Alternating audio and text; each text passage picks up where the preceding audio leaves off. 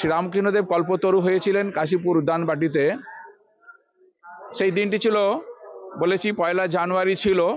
1 জানুয়ারিতে যেহেতু ছুটি থাকে, তখন গিরিশ ঘোষ এবং রামচন্দ্র দত্ত ইত্যাদি অনেক ভক্তরা, তারা ছুটি থাকার জন্য বহু ভক্ত সেদিন কাশীপুর উদ্যানবাটিতে উপস্থিত হয়েছিলেন।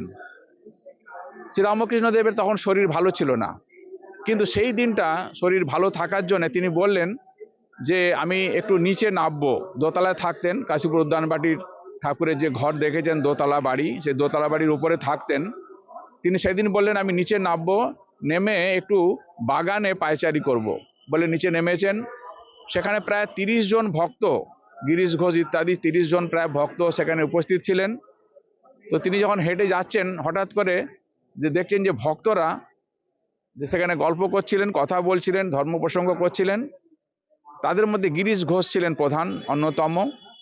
শ্রীরামকৃষ্ণদেবকে দেখে তারা সবাই দাঁড়িয়ে পড়লেন।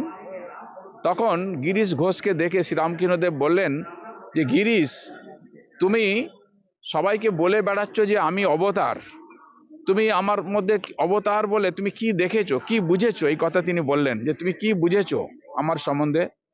সঙ্গে সঙ্গে গিরিশ ঘোষের মধ্যে একটা ভাব এসে গেল, ভাবান্তর উপস্থিত হলো।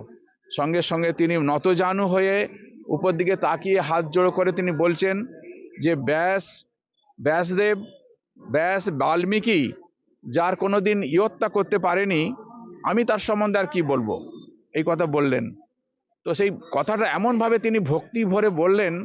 গিরিশের ছিল 5 শিকা 5 আনা বিশ্বাস। শ্রীরামকৃষ্ণদেব বলছেন ওর ভক্তি, এত ভক্তি, সেই ভক্তিতে গদগদ হয়ে উনি ওই কথাগুলো বললেন যে ব্যাস বাল্মীকি যার ইয়ত্তা করতে পারেনি, আমি তার সম্বন্ধে কি বলবো। সঙ্গে সঙ্গে শ্রীরামকৃষ্ণদেবের সমাধিস্থ হয়ে গেলেন। শ্রীরামকৃষ্ণ যখন সমাধি হতো তখন আপনারা দেখেছেন সেই মূর্তি দাঁড়িয়ে আছেন হাতকে উপর দিয়ে তুলে, আর তিনি বলছেন যে যেন তার মধ্যে দেখা যাচ্ছে যে তিনি করুণায় যেন সাগর হয়ে গেছেন।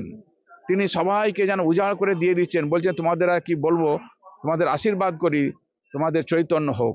এই আশীর্বাদ তিনি করেছিলেন এবং সবাই ভক্তরা যেখানে ছিলেন সেখানে তারা সবাই ঠাকুরকে প্রণাম করতে আরম্ভ করলেন।